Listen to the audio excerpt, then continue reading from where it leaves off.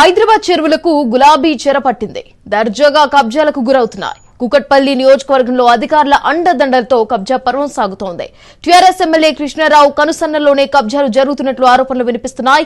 Corporator Muddam Narasimha Yadav తో కలిసి బోయిన్పల్లి, అస్మాన్పేట చెరువు భూములను ఎమ్మెల్యే కృష్ణారావు కబ్జాలు చేశారని స్థానికులు ఆరోపిస్తున్నారు.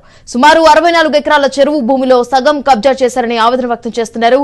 గులాబీ ఎమ్మెల్యే కబ్జాల పర్వాన్ని రాజ్ న్యూస్ సాక్షిగా వివరించారు స్థానికులు. మరింత సమాచారాన్ని మా ప్రతినిధి నవత అందిస్తారు. కుకట్పల్లి నియోజకవర్గం ఓల్డ్ బోయిన్పల్లి 119వ డివిజన్ కి సంబంధించి 64 ఎకరాల చెరువు ఉండాలి ఇక్కడ. కానీ ఆ చెరువుకు సంబంధించిన రూపురేఖలన్నీ మారిపోయాయి.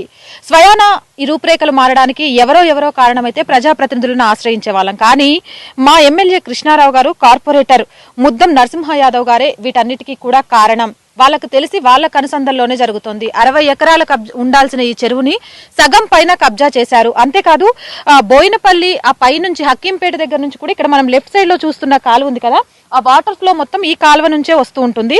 దీనికి సంబంధించి కూడా ఆఖరికి ఈ కాలువను కూడా కబ్జా చేశారు అనే ఇక్కడ స్థానికులు కొంతమంది రాజ్ న్యూస్ దృష్టికి తీసుకురావడం జరిగింది.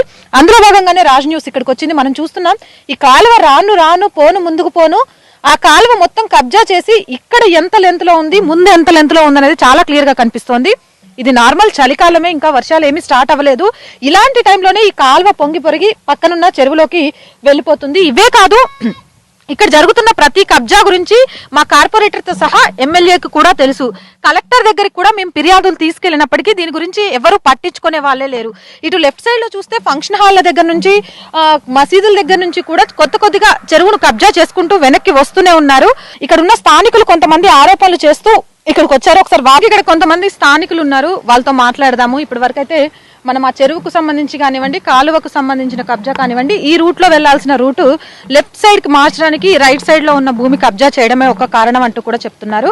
ఒకసారి మాట్లాడదాం. నమస్తే అండి, మీ పేరేంటి? మీరు చేస్తున్న చిన్న ఆరోపణలు కాదు, డైరెక్ట్ ఎమ్మెల్యేనే భూ కబ్జా పెట్టాడు అని చెప్తున్నారు. ఏం చేశారు అసలు ఎమ్మెల్యే గారు? ఇది అసలు ఎన్ని ఎకరాల చెరువు? ఇక్కడ ఏం జరుగుతోంది? డెవలప్మెంట్ అనే పేరు పైన దోపిడీ చేస్తున్న మాధవరం కృష్ణారావు ఎమ్మెల్యే గారు